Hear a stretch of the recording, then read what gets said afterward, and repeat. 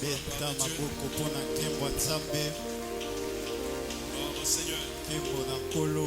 Gloire à Jésus. Kembo na Yesu. Bien-aimés, nous sommes dans un environnement troublé actuellement, avec beaucoup de problèmes de gauche à droite. Chacun de nous arrive dans sa direction avec des problèmes qui l'accablent. Le monde est dans l'incertitude. Que ce soit ici ou à l'extérieur, les gens sont dans la perturbation, à la recherche des solutions, et nous sommes quasiment troublés parce que nous avons assez de limites dans un domaine, dans un autre. Et à ce moment-là, à cause de tous les problèmes qui nous accablent, le Seigneur nous lance une invitation. Et cette invitation est dit: venez à moi, vous tous qui êtes fatigués, chargés, et moi je vous donnerai les repos. Le Seigneur nous invite à nous présenter dans sa présence. Et ce matin, notre intervention tournera autour de cela. L'invitation lancée par le Seigneur pour dire: venez à moi, vous tous qui êtes fatigués, chargés, et je vous donnerai du repos. Donc ce serait notre thème, de venir au Seigneur, tous ceux qui sont fatigués, chargés, pour que lui nous assure ses repos. Alors nous allons pratiquement prendre le livre de Matthieu 11. Matthieu 11, 28 et 29. Et ensuite nous prendrons Matthieu 6, 25 à 34. Et 1 Pierre 5, 7. Matthieu 11. Nous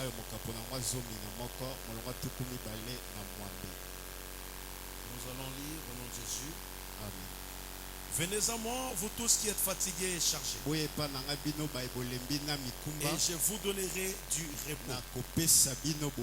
Prenez mon joug sur vous et recevez mes instructions, car je suis doux et humble de cœur, et vous trouverez du repos pour vos âmes. Bons acclamants pour la gloire. Bien-aimés, ici c'est une invitation. Celui qui nous parle, c'est Christ. Il nous dit: venez à moi. C'est-à-dire c'est une invitation que le Seigneur lance. Et cette invitation est lancée à tout le monde. Il ne fait pas exception. Il dit: venez à moi, vous tous qui êtes fatigués, qui êtes chargés, et je vous donnerai du repos. Ici, je vais, en analysant d'abord le premier verset que nous venons de lire, j'aimerais commencer par les repos et remonter sur l'invitation et sur la charge et la fatigue. Les repos. Vous savez que Dieu lui-même est celui qui voulait que l'homme soit dans les repos. Déjà dans les jardins d'Éden, l'homme était placé dans son repos. Dans les repos parce qu'il avait déjà atteint tout ce qu'il avait besoin. Il vivait aisément parce que Dieu lui avait mis en sa disposition tout ce qu'il fallait avoir. Alors l'homme était déjà dans les repos. Le repos est même pratiqué par Dieu. Parce que lui-même, il s'est reposé de ses œuvres le 7e jour après la création. Donc le repos est très utile pour l'homme. Dans le principe sabbatique, pas seulement que Dieu s'est reposé le 7e jour, mais Dieu veut aussi que l'homme ait le champ puisse se reposer 7 ans après. C'est-à-dire en Israël, tout pouvait se passer pendant 6 ans. Mais la 7e année, on ne pouvait pas cultiver, on ne pouvait rien faire. Même les cultures docteurs entraient dans les repos. Donc le repos, c'est l'une des volontés de Dieu. Nous savons que le repos est important pour la vie de l'homme. Même lorsque vous avancez dans la vie, le repos a toujours été très utile. Ici, je profite pour parler aux gens qui travaillent chaque jour. Le travail est important. Se lever le matin, c'est utile. Parce que c'est la sueur de notre front que nous mangerons notre pain. Nous devons développer nous devons développer ces caractères de travail. Nous devons avoir un cœur voué à produire. Mais n'oubliez pas qu'en dépit du fait que tu travailles, tu dois aussi avoir droit au repos. Il y a plusieurs personnes qui parfois sont tombées sur les champs bataille, pas parce qu'ils avaient d'autres choses, mais c'est parce qu'ils ont refusé de comprendre que le corps fonctionne et le corps a besoin de repos. Dieu lui-même dit qu'il se reposa. Dans tout ce que nous faisons, nous devons avoir le temps de dormir, de nous reposer de certaines choses. Certes, on veut avoir l'argent, mais il ne faut pas vouloir l'argent pour l'argent. Travailler au-delà des heures prévues pour le corps humain. On s'amortit et on risque de ne pas tirer profit. L'homme est appelé à se reposer. Le repos est important. Pour chaque grande personne, tu as l'obligation de te reposer. Et il est prévu que pour que l'homme ait le bon repos, afin d'avoir la force d'affronter la journée, il doit y passer 8 heures de sommeil. Et il faut faire un effort de se reposer pour se redonner la force. Il y a des personnes qui se lèvent trop tôt le matin, qui se couchent très tard et qui refusent de se reposer. Cela a un effet sur la santé. J'ai vu des grands hommes, des chefs d'État, des ministres, de la charge des nations, mais qui refusaient de se reposer. On les a vus dans un discours, alors qu'ils parlaient devant les gens, tomber devant les autres, parce qu'ils ne veulent pas se reposer. Le repos est très important pour reconstruire notre corps, pour reconstruire notre santé. C'est pourquoi Dieu avait fait une recommandation pour dire 7 ans après, donc 6 ans de travail, la 7e année, le cultivateur ne devait pas faire son travail. Il devait se reposer. Alléluia. Le repos est important, même dans la vie. Vous voyez que lorsque quelqu'un se marie, on lui demande de prendre un temps de repos. En Israël, lorsque tu te maries et que tu dois aller faire l'armée, on doit te demander de passer une année où tu restes en repos avec ta femme.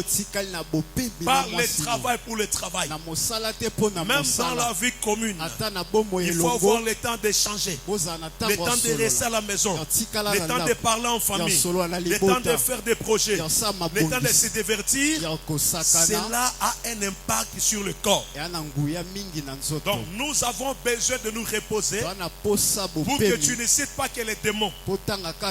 Parce qu'ici en Afrique, tout celui qui succombe, tout celui qui meurt, c'est parce qu'il y a les sorciers.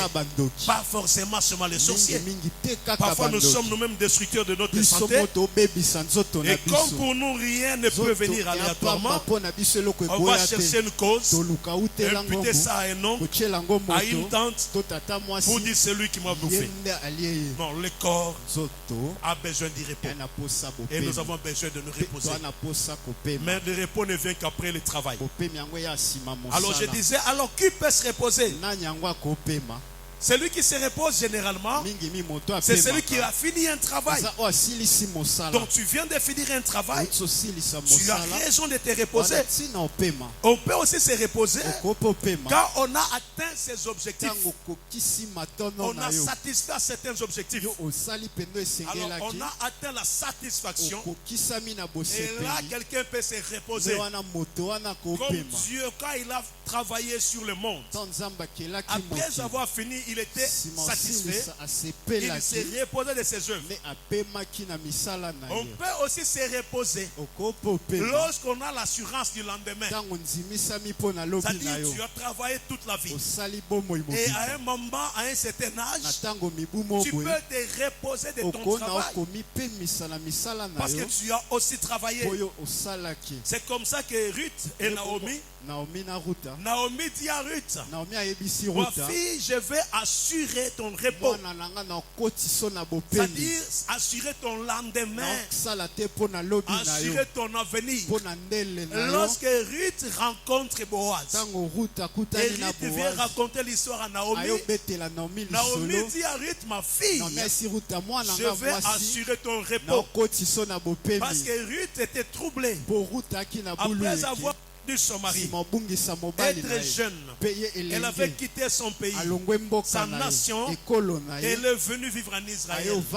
Et lorsqu'elle rencontre Boaz, alors Naomi, connaissant la vérité, lui dit maintenant, comme tu as rencontré cet homme, je veux assurer ton avenir. Et la Bible dit, je veux assurer ton repos. Donc il y a le repos, c'est aussi l'assurance de l'avenir. Lorsqu'on a fait un travail, lorsqu'on a des objectifs, il faudrait que tu assures ton repos. Généralement, les repos dans la vie se préparent. Lorsqu'on a un certain âge, on a la force de travailler. Mais chacun doit toujours se poser la question, comment est-ce que j'assurerai mon repos quand je n'aurai pas la force? Certains ont investi dans les enfants. Ils sont rassurés que quand ils seront vieux, l'enfant ne l'abandonnera pas. Mais parfois l'enfant peut aussi t'abandonner. Certains ont une certaine assurance que comme ils ont travaillé, ils se sont fait des immeubles, ils se sont fait une richesse. Alors pendant leur vie sur terre, ils peuvent s'assurer un repos. Donc le repos peut être assuré et sécuriser l'avenir. Quelque part, le repos, c'est la sécurité. Le repos te permet de savoir comment tu vivras demain. Et c'est important pour que quelqu'un pense à son repos. Généralement, lorsqu'on travaille et qu'on atteint 65 ans, généralement pour ceux qui sont dans les services de l'État, les services publics, dès que tu atteins 65 ans, tu dois quitter pour aller te reposer, même si tu es fort. Parce qu'on estime que tu as donné le meilleur de toi-même. Sauf pour les libérales. Non pas le temps parce qu'ils travaillent jusqu'à la fin. Alors si quelqu'un ne prépare pas son repos, dès qu'on lui demande d'aller se reposer, plusieurs deviennent fous et certains meurent rapidement à cause de l'impréparation. Parce que chaque jour ici, il faut travailler pour son repos. Alléluia. Amen. Le repos est important, bien aimé. Très important. C'est pourquoi quand tu travailles, il faut préparer aussi les relèves. Il faut que tu saches qu'après toi, des choses doivent fonctionner. Et il faut préparer les gens qui travaillent après toi. Et cela te permettra d'entrer dans ton repos. Le repos aussi est synonyme de la paix. Alléluia. Alléluia. Amen. Alléluia. Amen. Le repos est aussi synonyme de la paix. Parce que lorsque tu es en repos, c'est que tu peux aussi évoquer la paix. David a travaillé pendant longtemps et dans son travail, il devait bâtir à l'Éternel. Mais l'Éternel n'avait pas permis que David ne bâtisse. Mais Dieu avait promis de donner du repos et la paix à une personne, c'était son fils qui viendra après lui. Je ne suis qu'en train d'expliquer d'abord les repos, avant de remonter sur le contexte de notre message du jour. Je suis dans 1 Chronique 22. Je vais lire 1 Chronique. David, qui devait bâtir, il était appelé à bâtir un temple, mais parce qu'il avait versé le sang, il avait fait beaucoup de choses. Dieu n'avait pas permis que David ne bâtisse. Dieu avait voulu que ce soit Salomon. Alors je disais 2 Chroniques 22 plutôt. Je suis en train de retrouver le verset. 2 Chroniques 22, le verset 9. Il cherchait Akaz. Je vais revenir là-dessus. Amen, amen. Dieu veut que dans les principes de la vie, que dans tout ce que nous entreprenons, dans ce que nous faisons, que nous puissions avoir un repos. Et le repos est très utile. Très utile pour notre vie. Très utile pour que nous puissions être assurés pour le lendemain. Je vais prenons plutôt un roi 5, 4. Un roi 5, 4.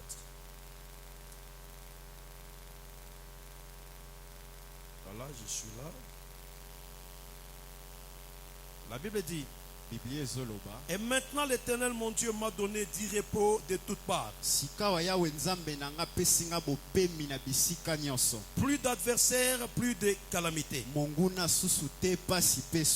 Ici c'est Salomon qui parle. Lorsque tu montes au verset 3, il fait voir ce que Dieu fait avec son père et la charge qu'il avait reçue. Et Dieu promet à Salomon de pouvoir lui donner le repos. Et lorsque Salomon commence le règne, la Bible dit que Dieu lui a donné le repos de toutes parts. C'est-à-dire qu'il n'y a plus de guerre, il n'y a plus d'adversité.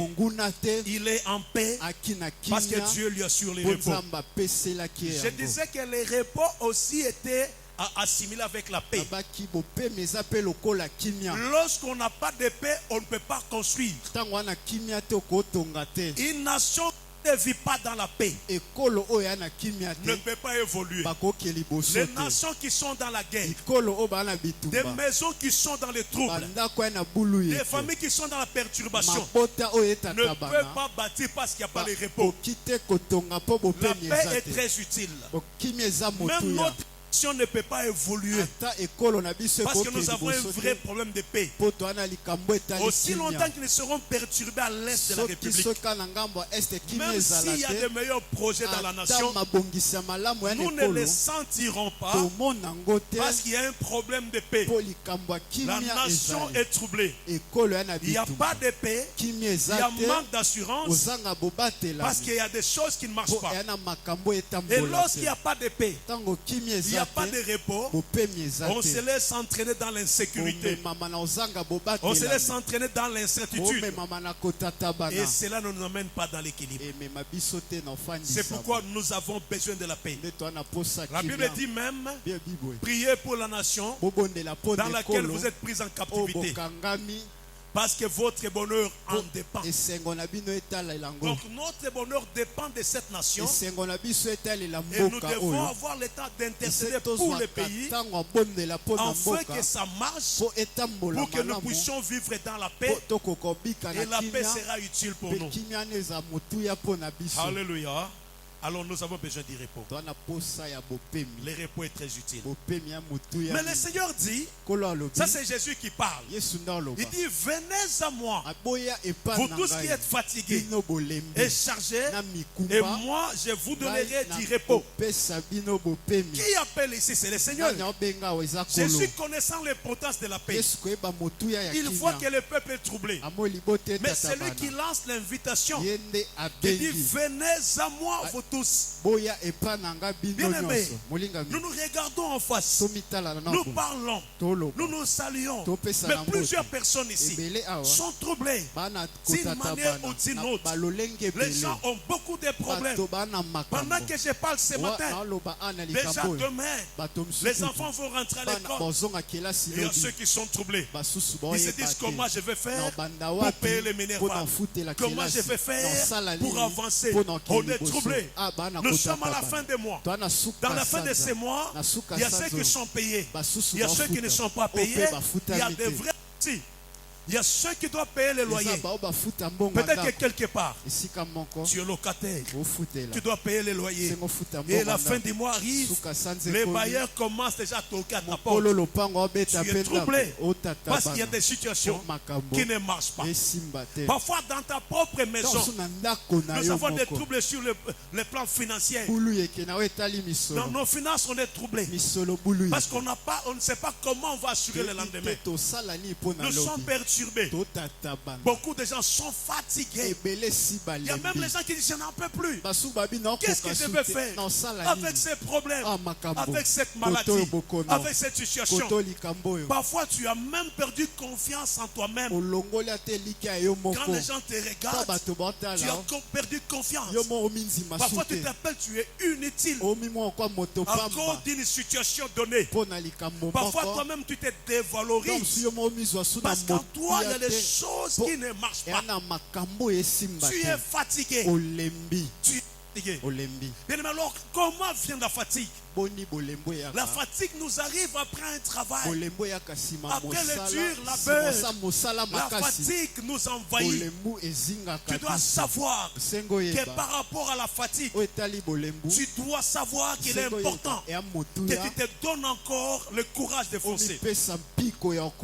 Tu es fatigué, tu en as marre, tu as beaucoup travaillé. Il y a même quelqu'un qui dit non, j'ai trop investi dans ces mariages, j'ai tout fait pour que ça marche. Mais maintenant je trouve il n'y a que trahison, il n'y a que mensonge, il n'y a que des choses qui ne marchent pas. Je ne peux plus assumer. Je suis fatigué. Je suis fatigué. Parce que dans la vie, il y a toujours quelqu'un qui fait et quelqu'un qui supporte. Et parfois ça devient un inverse. Il y a toujours quelqu'un qui subit et quelqu'un qui envoie. Ça peut arriver. Je veux dire, j'ai beaucoup espéré. Je suis fatigué de ces fiançailles. J'ai beaucoup espéré en ça. Mais je ne vis que des trahisons sur trahisons. Je suis fatigué de ces problèmes. Chaque jour, ça arrive. Il y a un problème qui prend naissance. Je suis fatigué. Il y a quelqu'un qui regarde. J'ai investi dans ses enfants. Je pensais que demain, ils allaient être meilleurs. Mais quand je regarde, ces enfants ne représentent rien. Il n'y a que déception. Je pensais qu'ils allaient m'assurer le repos. Mais c'est ça que ces enfants n'en m'amènent que des problèmes. Je suis fatigué. Quelqu'un est fatigué ce matin d'un travail qui ne produit pas. Tu as investi dans un travail, mais les salaires ne produit rien. Tu es fatigué. Quelqu'un est fatigué à cause des mauvaises paroles qui lui sont lancées chaque jour. On lui parle par des réponses, par des paroles désobligeantes. Et il dit je suis fatigué d'entendre ces choses. Je suis fatigué. J'ai pas de bol. Il y a plusieurs personnes ici. Je ne connais pas, mais j'ai vu plusieurs personnes venir parce qu'il y a une situation. Les a laissés. Ils disent qu'ils sont fatigués. Je ne sais pas quel est le genre de fatigue que tu as. Qu'est-ce que tu as comme problème? Quel genre de fatigue tu as? Mais généralement, plusieurs personnes sont fatiguées. Fatiguées de la vie. Fatiguées de la monotonie. Fatiguées de la vie que les mêmes choses. Ils disent je suis fatigué. Je m'aime pas beaucoup, mais rien n'est donné. Dieu abandonne. Plusieurs tournent le dos. Certains, j'ai vu certains se suicider. Généralement dans notre nation, nous sommes endurants, nous résistons. Mais sous d'autres cieux, il y a plusieurs suicides. Les gens vivent seuls. Plusieurs se sont endettés. Les dettes sont allées au-delà de leurs revenus. Ils se voient être compliqué par la nation qui les a accueillis. Parce qu'ailleurs, les gens vivent des dettes. Alléluia. Amen. Quand tu vas dans une nation, tu es aux États-Unis, n'envie pas quelqu'un qui roule dans une belle Jeep, n'envie pas quelqu'un qui a une belle maison. Non, ne les envie pas. Et tu peux être influencé par ces choses, alors que ce ne sont que des dettes. Et ils les payeront jusqu'au jour où ils quitteront la terre. Chaque fois qu'ils travaillent, lorsqu'on lui paie $3,000, 1,200 part déjà dans la dette. Et 1000 part dans autre chose. Finalement, il n'a l'argent que pour manger. Et quand tu les regardes, tu l'envies. Il faut faire attention. N'enviez pas la maison dans laquelle tu n'habites pas, parce que tu ne connais pas où elle est sainte ou elle ne sainte pas. Quand tu regardes de loin quelque chose, tu penses que c'est là l'idéal. Mais quand tu t'approches de ça, tu diras, je suis moi-même, je vis mieux. Alléluia. Tu peux envier des gens que tu ne connais pas.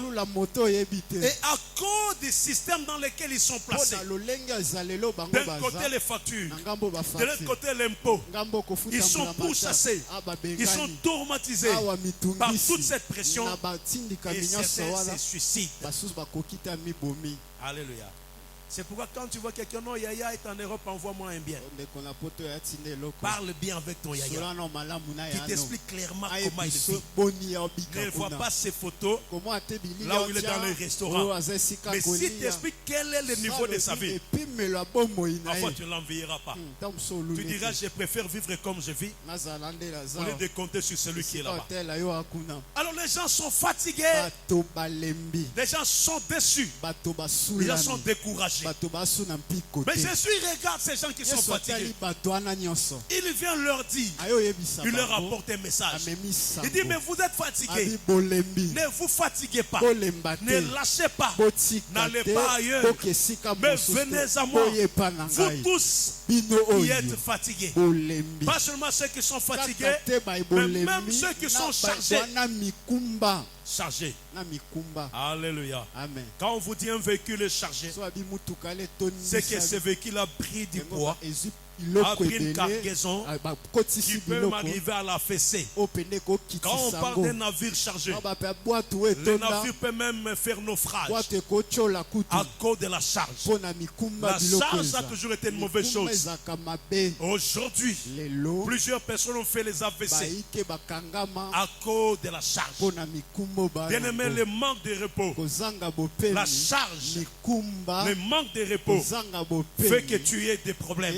Il y a des gens qui font aujourd'hui l'hypertension ou l'hypotension à cause des problèmes. Il est chargé, il est fatigué, il manque de repos. Et à cause de ça, il fait maintenant l'hypotension, l'hypertension. Il y a même des maladies cardiovasculaires, comme les gens qui souffrent de leur cœur. C'est à cause de la charge. Alléluia. C'est pourquoi j'avais lu quelque part, on disait, il n'est pas facile d'être un père. Il n'est pas facile d'être un père. C'est bien de dire je suis père, mais parfois le père, c'est celui qui prend en charge beaucoup de choses. Il s'élève le matin, mais il a peut-être 10 personnes derrière lui. Ces gens aussi, on les sent comme lui, on la cherche comme lui, mais ces gens-là n'attendent que lui qui est parti pour qu'il vienne afin de leur donner des solutions. Alors là où il part, il peut faire n'importe quoi pour apporter la solution. Parfois les pères sont payés par l'ingratitude. Il n'est pas facile de pouvoir avoir la charge. Je ne néglige pas la charge des mamans. Elles sont très importantes parce que ce sont elles qui tiennent la maison. Mais il n'est pas facile d'être un père. Mais souvent, ils sont ignorés. Alléluia. C'est comme ça quand on te pose toi la question, tu aimes beaucoup plus ta mère que ton père. Tu es toujours attaché à la maman. Tu veux toujours faire des biens à la maman qui parle. Mais regardez souvent les pères, généralement ils meurent avant. Pourquoi ils meurent avant? Pourquoi? Amen, amen. Il y a plus de veuves Et Dieu même lui-même vient pour dire, je suis le mari de veuve. Mais Dieu ne dit jamais, je suis la femme de veuve. Donc il n'y a que les veuves qui sont privilégiées. Donc toi tu es parti, mais Dieu vient quand même te remplacer. Il devient le mari. Mais quand l'homme est parti, donc quand la femme est partie, il n'y a pas la femme de veuve. Alléluia. Alléluia. Est-ce que vous avez déjà entendu ça quelque part? Oh Dieu, c'est la femme de veuve. Dieu est seulement le mari de veuve. Quel amour pour la femme. Et regardez comment l'homme a des problèmes. Alléluia. Surtout quand l'homme n'a pas d'argent. On ne le respecte même pas. Quand tu dis un mot, qui va t'écouter si tu n'as pas d'argent? L'homme a peut-être de la volée parce qu'il a travaillé. C'est pourquoi, bien aimé, travailler. S'il faut transpirer, transpirer. Ce que vous produirez fera ce qu'on vous respecte. Un homme qui n'a rien n'est pas écouté. Même s'il gronde, même s'il a une grosse voix, un homme qui ne produit pas n'est pas respecté. Amen, amen. Mais l'homme qui a l'argent, même si tu n'es pas bien coiffé, même si tu n'es pas élégant, j'avais vu un monsieur très vilain et très vieux avec une jolie petite femme, une fille qui n'avait que 19 ans, mais qui était derrière le papa en train d'arranger. Le monsieur était millionnaire. Et la petite fille était toujours en train de tout faire. Alors l'homme, la valeur de l'homme, ce n'est pas la beauté, c'est coiffé, l'argent. Hein? Amen. Il faut produire l'argent. Travaille comme tu peux. Commence quelque part. Même si c'est petit. Paris n'a pas été conçu en un seul jour. Commence avant même d'aller t'engager dans un mariage pour dire je t'aime, je veux t'épouser. Il y a de l'amour. Commence à produire l'argent. Cherche. Même si c'est peu, mais cherche. Un jour ça produira. Là où c'est compliqué, trouve des opportunités. Les Chinois partent dans les pays en guerre. Parce que pour eux, la guerre c'est une opportunité. Là où il y a les risques, c'est là où on fait l'argent. Et ils partent. Je connais un milliardaire, un millionnaire plutôt sud-africain. Il était venu il y a 2 ans ici. Et quand il arrive, il dit, mais je ne savais pas que la RDC était comme ça. On l'amène par sa sécurité jusqu'au grand hôtel. Mais il demande aux gens, ramenez-moi vers la route où j'avais vu des gens. On dit non, il y a l'insécurité. Il dit, je ne veux pas que vous m'en parlez. Ramenez-moi. Où c'est à Mokali. Voyez, quand vous dépassez le pont, vous avez déjà regardé vers Mokali, c'est l'embouteillage des personnes. Donc toute l'avenue est remplie de gens. Mais l'homme m'a dit, mais ça, ce qui te fait pleurer toi. Oh, bah, comme belé, qui chasse comme moulongé, tout ça. Mais quand l'homme regarde ça, lui trouve que c'est une opportunité pour trouver l'argent. Il dit, mais ça c'est quelle nation? 15 millions d'habitants dans une ville. Mais emmenez-moi, je vais le voir. Alors il est rentré jusqu'à Pascal. Il est allé sur la route de Mokali. Il a vu tous ces gens. Mais si je savais qu'il y avait cette notion, je serais multimillionnaire. Il dit, je vais seulement faire un effort de produire quelque chose pour soutirer à chacun de 1000 francs par jour. Qu'est-ce qu'il faut faire? Qu'on réfléchisse. Peut-être de l'or, peut-être quelque chose que chacun aura. Et comme chacun aura besoin de ça, multiplier mes capitaux. Donc, lui voit dans le nombre à Mokali l'argent. Et toi, tu vois la chaleur. Alléluia. Amen. Il faut voir les yeux de la production. Il faut regarder dans un lieu pour réfléchir. Là où les gens pensent autre chose, toi tu viens dans une bonne pensée. Le monsieur est allé faire une émission pour dire, si je connaissais, je serais plus riche. Amen, amen. Ne jalouse pas les gens qui travaillent, mais cherche à produire toi-même. Commence petit, avec avec des petites choses. Peut-être le nombre de choses que tu feras fera de toi grand. On ne commence pas avec des milliards. Tu peux commencer avec un petit rien. Alléluia. Amen. Alléluia. Amen. Je dis, un homme n'attend pas seulement un grand bureau, n'attend pas seulement qu'on parle de toi, mais commence à te préparer comme ce millionnaire qui a vu à Mokali la possibilité de s'enrichir sur la population. J'ai vu quelqu'un qui regarde. J'étais avec un homme de Dieu de cette église. On va vers une scellée. Il a vu un magasin des Libanais, des Indiens. Il dit, mais non, trop, c'est trop. Ces gens ne peuvent pas nous envoyer jusqu'ici. Même en scellé, ils viennent faire. J'ai dit au papa, mais à côté là, il y a aussi l'espace, non? Lui n'a pas tout occupé. Il ne t'a pas empêché. Au lieu de la jalousie, viens aussi construire comme l'Indien à côté en scellé. Personne ne t'empêchera. Amen, amen. La jalousie, c'est ce qui nous détruit. Quand tu vois quelqu'un avancer, cherche aussi à faire comme lui. Cherche à tirer des bonnes pensées et que tu puisses te faire afin qu'on t'honore. Le respect de l'homme, c'est toi qui le cherches. Tu vas travailler en cachette, mais quand tu sortiras, les gens verront que tu es grand. Alléluia. Alléluia. Amen. Et c'est quelqu'un avec moi. C'est une parenthèse que j'ouvre. Et c'est quelqu'un avec moi. Je dis à un enfant de Dieu, tu peux aller plus loin en commençant plus petit, en faisant des épargnes, en faisant un travail, mais en ayant un bon programme, un beau projet, et cela peut t'amener plus loin et assurer ton repos. Ne cherche pas seulement à t'habiller. Alléluia. Quand tu vas en Europe, les gens qui s'habillent avec plusieurs costumes, c'est des Congolais. Ils ont des vestes qui coûtent 500, 800, 2000, même 5000. Ils s'appellent les gens de la religion qui t'aiment. Alléluia. Et c'est ce soir, ils ont même entraîné les enfants. Tu verras les enfants qui s'habillent. On les habille comme ça, on dit ce sont les kitendistes. Et ils partent dépenser de l'argent. Tu n'as pas encore investissement. Tu n'as pas encore assuré l'avenir. Mais tu es en train de perdre ton argent en investissant, en achetant une veste à $1000 à 2000. Mais pourquoi tu vas? Ils ont toujours des griffes. Yoshi Yamamoto. Ils connaissent des choses. Et quoi encore? Et encore quoi? Vous connaissez Kazamoto. Hein? Et, voyez, ils ont des choses. Kazamoto. Quand il dit, tu vois même un pasteur qui prêche, après il fait sa veste comme ça.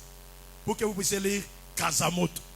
Donc, mais quand tu regardes au fond, lui-même n'a rien. Il n'a que la veste. Alléluia. Amen. Amen, amen. Parfois tu vois un Congolais, il est gros cylindré. Mais on est de chercher à vivre économiquement pour assurer l'avenir de la génération future.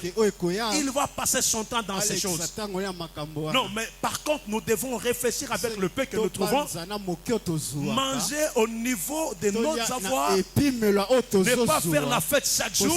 Ne pas s'attirer la gloire chaque jour pour que le lendemain soit meilleur. Amen, amen. Amen, amen. Alors n'empêchez pas quelqu'un de progresser. Mais il a construit ailleurs. Il va toi aussi. Dans cette parenthèse, je profite pour dire à un enfant de Dieu. Est-ce que vous savez que les Libanais qui viennent ici viennent sans argent? Je l'ai déjà dit ici. Les Indiens qui viennent, ils viennent sans argent. Est-ce que vous le savez? Est-ce que vous savez qu'ils viennent? Ils viennent trouver tout ici. Quand il vient ici, il va chercher un endroit. Il trouve ce qu'il peut faire. Il s'entend avec ses frères qui lui donnent à crédit des marchandises. Et il va vendre et il commence à faire des bénéfices. Il paye la marchandise et on lui fait confiance. Après, il va à la banque, il sollicite un prêt. On lui donne et il rembourse. Amen, amen. Mais toi, si tu as un prêt, avant même de commencer à rembourser, qu'est-ce que les Congolais font? Ils prennent les crédits à la banque. La première chose, ils s'achètent une voiture. Mais tu n'as pas encore eu les bénéfices. Mais après, on viendra saisir le véhicule. On viendra saisir la maison. Parce que tu n'as pas encore fait des bénéfices. Et tu dis non, bon à banque, c'est un bon à kiss. Bon à banque, c'est un bon à kiss. Attends, mouké, té. Mais il faut que c'est un bon à bateau. Si on a un bon à bateau, un esprit d'investissement. Au bandit qu'on produit, on travailler. Un homme d'affaires, c'est celui qui travaille avec l'argent d'autrui. C'est ça la définition des affaires. Là, j'ai fait quand même le droit. Mais là, dans les droits des affaires, il nous a dit les affaires, c'est l'argent d'autrui. Un vrai homme d'affaires ne peut pas travailler avec son argent. Un homme d'affaires s'endette, travaille, utilise les bénéfices et paye et ils avancent. C'est comme ça que les Indiens ici investissent. C'est comme ça qu'ils sont devenus riches. Alors les frères ne pouvaient pas jalouser les magasins de l'Indien.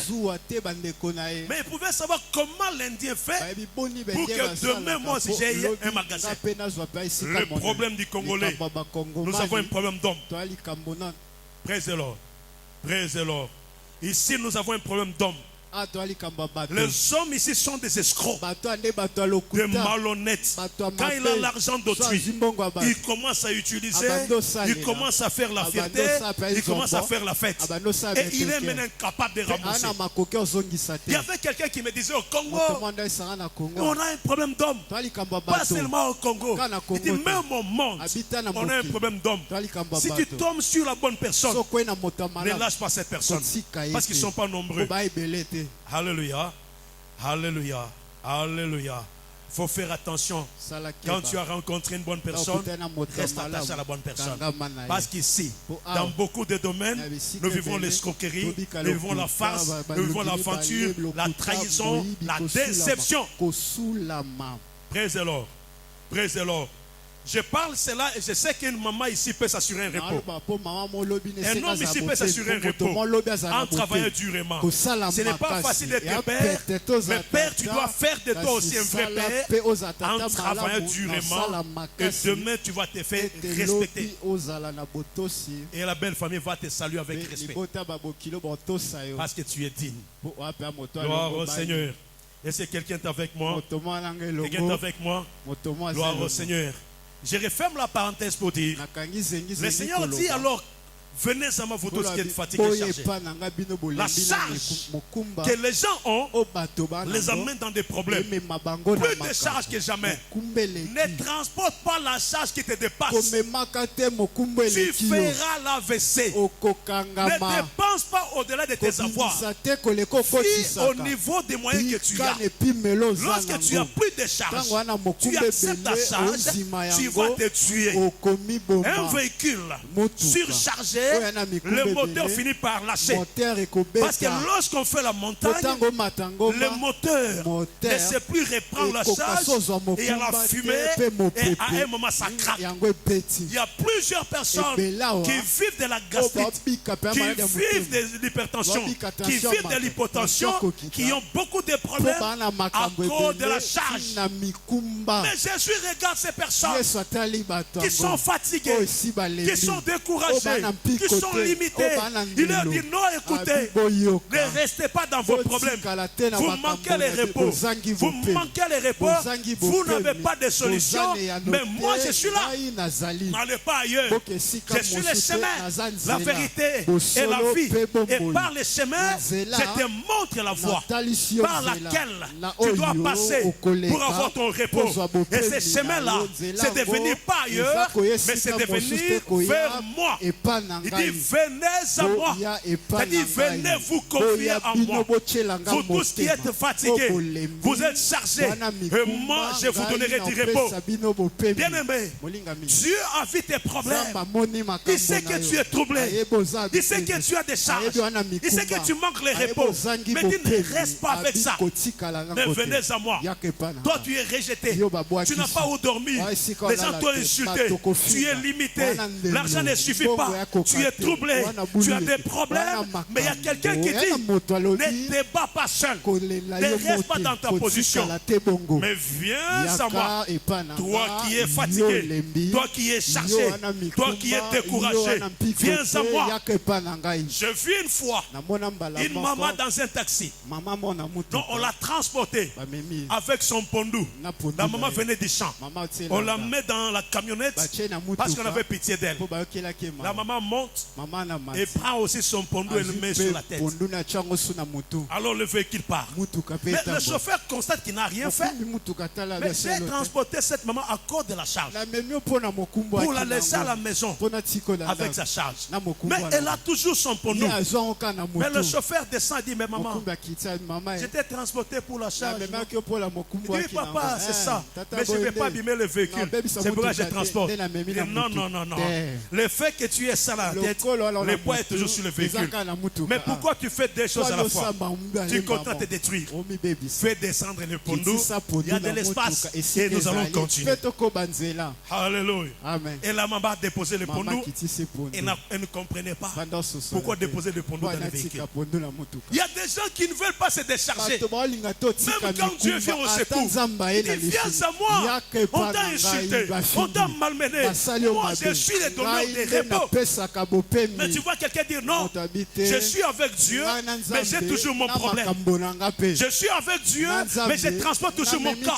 Non, mon frère, tu ne verras pas la gloire de Dieu en te comportant ici. Viens avec ce que tu as. C'est une invitation. Dans le livre d'Ésaïe 55, le verset 1 dit, vous tous qui avez soif, venez aux eaux.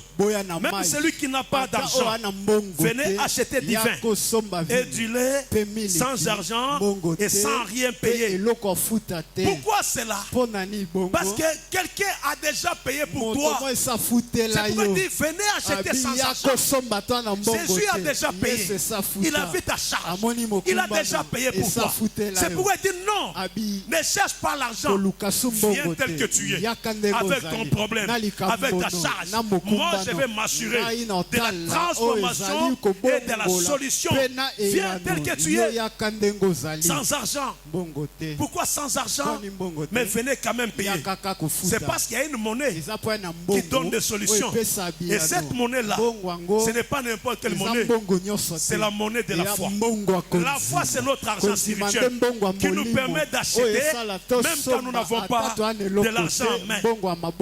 Le Seigneur veut que tu utilises ta foi pour que tu sois déchargé de tes problèmes.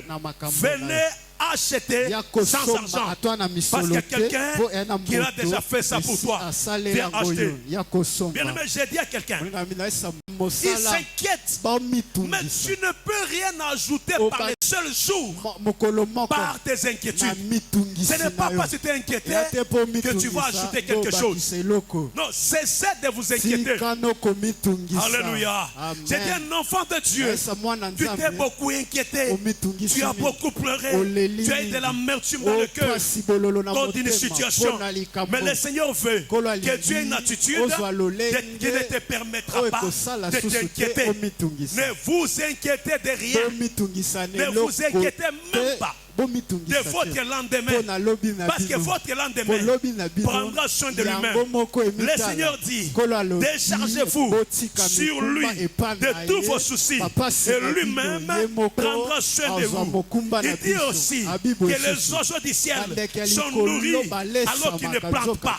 Pourquoi toi tu t'inquiètes? Bien-aimé, tu t'inquiètes, mais Dieu connaît que tu as des besoins. Il sait que tu as des problèmes. Il sait que tu as des soucis. Tout ce qui te dit, viens à moi. Toi qui es fatigué, cesse de t'inquiéter. Les inquiétudes ne produiront pas. Quand tu t'inquiètes, c'est que tu ne fais pas confiance à Dieu. Tu ne crois pas qu'il est capable de prendre ta situation en main et de te donner la solution. Et c'est pourquoi tu t'inquiètes. Au lieu de t'inquiéter auprès des hommes, inquiète-toi auprès de Dieu. Va vers lui avec ta charge. avec des problèmes, va vers lui. Mon frère, ne t'inquiète de rien. Le lendemain prendra soin de lui-même. À chaque jour, suffit sa peine. Si aujourd'hui, tu n'as rien eu, oh, tu penses que le lendemain tu mourras. Mais Dieu n'a pas dit que tu mourras. Parce qu'il est le Dieu qui n'abandonne pas son peuple, qui n'abandonne pas ses enfants. Même si c'est difficile, cesse de t'inquiéter. Compte sur lui. Regarde sur lui. Quelles que soient les conditions, il sait que tu existes. Tu ne mourras pas. C'est pourquoi la mort ne t'attrapera pas. Cesse de t'inquiéter. Même si c'est compliqué, même s'il fait froid, même s'il fait chaud, même si c'est difficile, même s'il n'y a pas d'argent, ne t'inquiète pas. Alléluia. Amen. Alléluia. C'est lui qui sait qu'il y a Dieu et qu'il peut prendre solution. Même s'il n'y a rien, il travaille sur ça. Il dit, venez à moi, vous tous qui êtes fatigués et chargés, et moi je vous donnerai. Mais vous donnerez, c'est un processus. Il fait un travail. C'est dans l'avenir. Il ne dit pas, venez à moi, vous tous qui êtes fatigués et chargés, et je vous donne du repos. Il dit, je vous donnerai. Je vous donnerai, c'est le futur. C'est un travail qui est en train de se faire parce qu'il te rassure qu'en dépit de troubles, en dépit de choses, vous devez vous rassurer qu'il vous donnera les repos. Alléluia.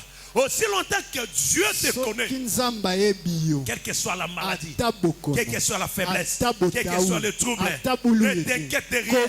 Sois rassuré que même si c'est au bout de tes pensées, à un moment donné, il y a un travail que Dieu est en train de faire. Il te promet de te donner les repos, la solution. Alors l'attitude d'avoir, c'est de ne pas t'inquiéter. Alléluia. Est-ce qu'il y a un enfant de Dieu ici? Est-ce qu'il y a un enfant de Dieu? Je dis un enfant de Dieu. Tu as réfléchi. Je n'ai pas d'argent. Ne t'inquiète pas. Tu as réfléchi. Il y a quelqu'un qui dit viens à moi. Et lui-même te donnera la solution. Est-ce que quelqu'un m'écoute? Est-ce que quelqu'un m'écoute? Plusieurs fois dans la vie, je me suis déjà retrouvé sans argent. Mais pendant que je marche pour arriver à la maison, je rencontre une circonstance qui change mon parcours et qui me donne ce que je manque et je vais à la solution à la maison. Alléluia. Il m'est déjà arrivé de dormir et de me lever. Il y a quelques années passées, je n'avais pas d'argent. Je dors la nuit sans argent. Le matin, je n'ai rien. Pas à la banque, ni ailleurs, ni quelqu'un. Mais la première personne qui toque pour me frapper à la porte, il dit, ce jour-là, tu peux prêter ton argent. Je viens te donner. J'ai dit, mais ça c'est seulement Dieu qui a opéré. J'avais déjà oublié que j'avais prêté à quelqu'un. Mais Dieu a donné l'argent. Alléluia. Ne vous inquiétez pas du lendemain. Un jour, je suis à la maison, je manque l'argent. Je me réveille, j'ai des problèmes. Mais je vais porter une veste. Dès que je touche la veste, je trouve là-bas, je crois $1200. Cet argent. Cet argent que j'avais oublié avait peut-être ces 8 mois. Ça se trouvait là-bas. J'ai trouvé cet argent. J'ai dit, je n'ai rien dit à la maison. Alléluia. Parce que les choses comme ça, quand tu racontes, et les types ici avaient oublié l'argent. Amen, amen. Donnez ça d'abord, on fait le programme. Je cache. Je commence à sortir 100, 50 et ça va progressivement. Alléluia. Regardez comment Dieu fait. Il t'amène d'oublier. Toi, tu ne sais même pas. Mais tu te rappelles quand je m'embrouillais, ce temps-là, alors l'argent était resté. Donc il y a des choses comme ça. C'est pourquoi Dieu dit, le lendemain prendra soin de lui-même. Le lendemain s'occupera de lui. Ne t'inquiète pas, même quand tu entres pour dormir, tu n'as pas d'argent, tu n'as rien. Même quand demain c'est l'école, c'est le minerval, même quand toi-même tu n'as rien dans tes économies, il y a un Dieu qui fait un travail, qui te connaît, qui te rassure, qui travaille et qui te dit, viens à moi, toi qui es fatigué et chargé, et moi je te donnerai 6 repos. je ne m'inquiéterai de rien. Alléluia. Amen. Même quand la mer se déchaîne, même si l'océan se déchaîne, mais je sais qu'il est avec moi. Aussi longtemps qu'il est avec moi, je ne crains rien.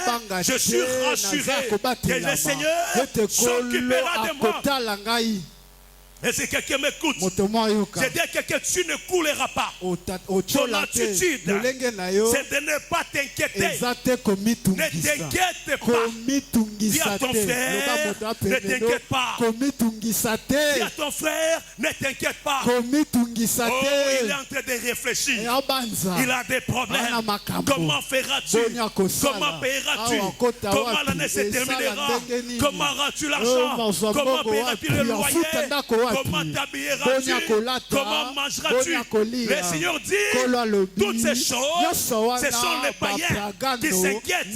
Mais pour lui, Dieu, il sait.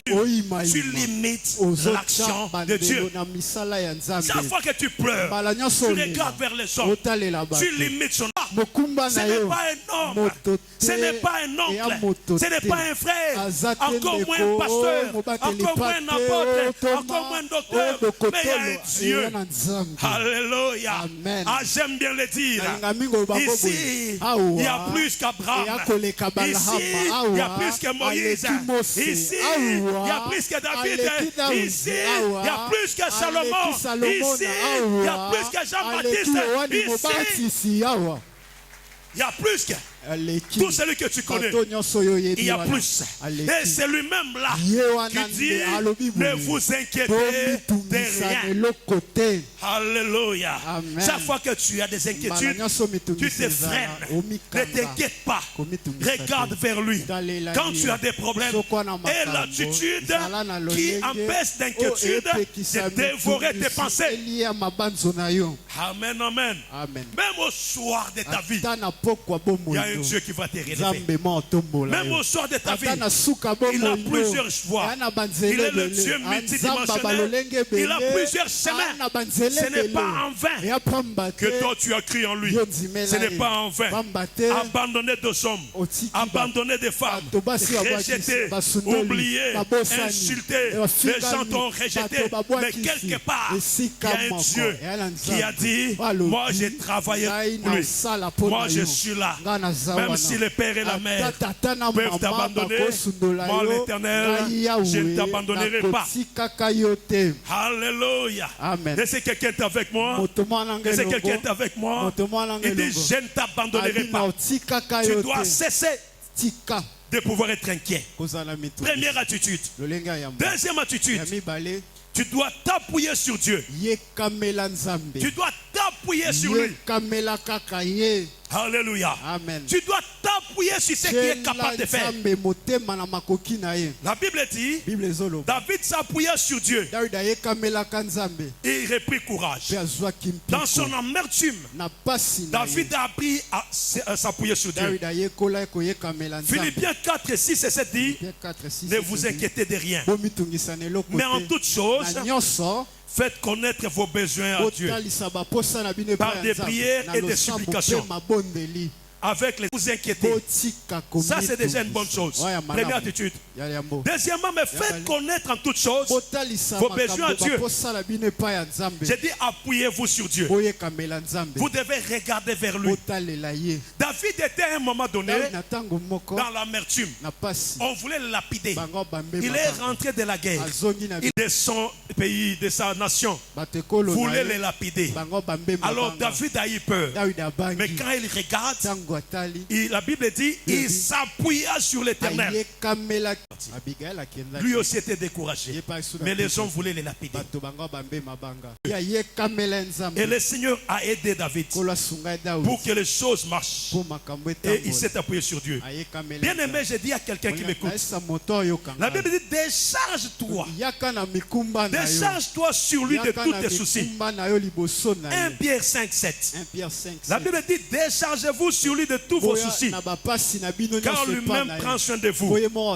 Bien-aimé, tu dois t'appuyer sur Dieu. Te décharger sur lui. Appuie-toi sur Dieu et décharge-toi sur lui. Venez à moi, pour tout ce qui est fatigué et chargé. Je vous donnerai du repos et déchargez-vous sur Dieu de tous vos soucis. Quel est le souci qui t'emporte? Aujourd'hui, appuie-toi sur Dieu. Ne t'appuie pas sur un homme, appuie-toi sur Dieu, parce que lui est capable de te donner des solutions qu'il faut. Ne t'appuie pas sur un homme.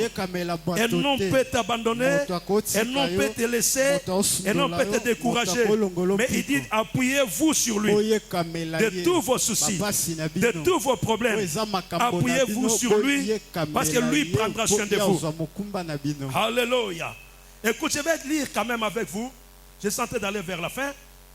Je vais lire avec vous 2 Chroniques 23. Je vais sauter pour lire les 17. Dans sa frayeur. Je commence par le verset 2.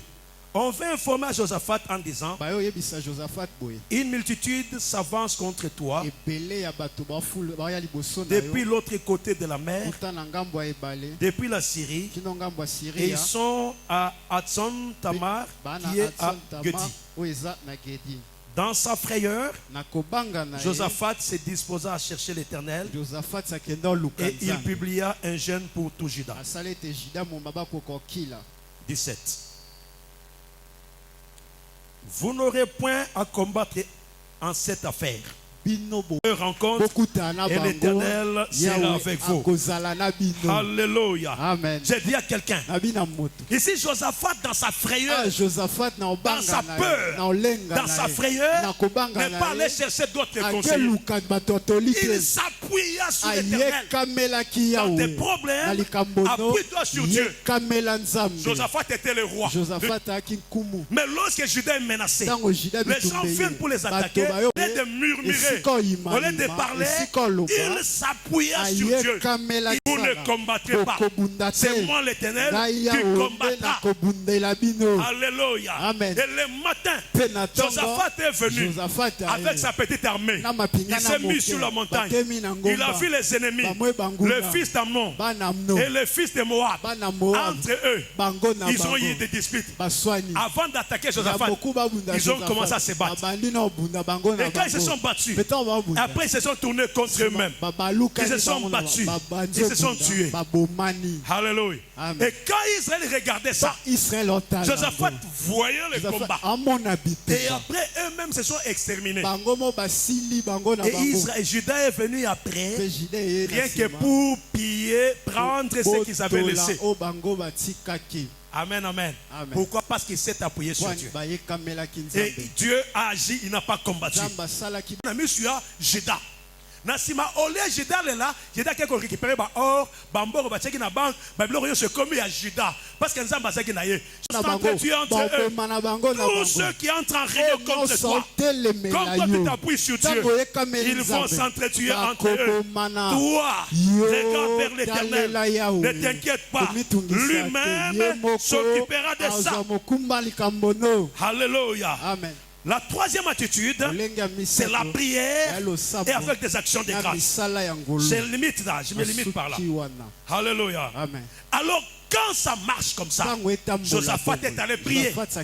Il est allé chercher Dieu. Il est entré en prière par des jeûnes et par des prières. Et par des jeûnes, même s'occupera de vous. J'ai dit à un enfant de Dieu, le Seigneur s'occupera de ta vie.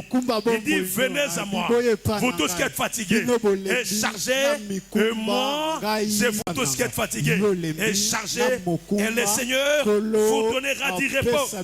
Il est là pour le faire. Évitez la désobéissance. Pas perturber. Il y a un Dieu qui dit à quelqu'un qui est la solution pour ceux qui ont des stress. Il y a la solution pour ceux qui sont dessus. Il y a la solution pour ceux qui sont malades. Il y a la solution pour ceux qui sont faibles. Il y a la solution pour ceux qui sont abandonnés. Il y a la solution pour ceux qui sont insultés.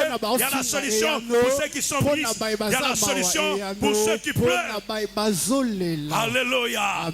J'ai dit à quelqu'un, même pour toi, il y a la solution. Je t'amène un Dieu, le donneur de solutions. Je t'amène à tes besoins. Là où tu es assis, c'est-à-dire que tu as beaucoup pleuré, tu as eu des inquiétudes, tu étais découragé, tu étais abandonné.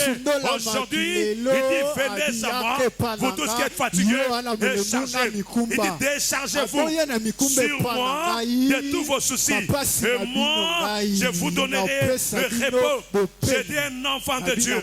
Si on t'a insulté, si on t'avait abandonné, si tu étais découragé, aujourd'hui, il y a quelqu'un qui veut prendre ta charge. Il veut te décharger. Il dit viens à moi avec la charge, avec tes problèmes. Moi je suis là pour t'honorer. Oh, j'ai dit un enfant de Dieu. Si les gens ne t'honoraient pas, il y a un Dieu qui connaît ta valeur. Il y a un Dieu qui travaille pour toi. Il y a un Dieu qui opère pour toi. Aujourd'hui, tu n'es pas honoré par quelqu'un. Aujourd'hui, tu n'es pas respecté par quelqu'un. Aujourd'hui, tu es insulté par une personne. Mais il y a un Dieu qui connaît ta valeur, qui connaît ce que tu représentes, qui connaît ta valeur. Et il te dit, moi l'éternel, je te donnerai du repos. J'ai dit un enfant de Dieu, le Seigneur s'occupe de ta situation. Le Seigneur travaille pour toi. Ne pleure plus, ne t'inquiète plus, ne regrette plus, ne pleure pas, ne regarde pas vers les hommes, ne regarde pas vers les humains, mais ce matin, regarde vers Dieu. J'ai dit un enfant de Dieu, il y a un Dieu qui va te donner la solution. Alléluia. Il est plus que Mahomet, il est plus que je ne sais pas qui, il est plus que Kadima, il est plus que Daonda, il est plus que Kimbangu, il est plus que les gens que tu connais. C'est lui qui va t'honorer, c'est lui qui va t'assister, c'est lui qui va faire à ce qu'on parle de toi. Il y a un Dieu qui va faire quelque chose pour toi. Alléluia. Il dit venez seulement. Il te connaît. Je suis avec moi. Acclame d'abord pour la gloire de Dieu.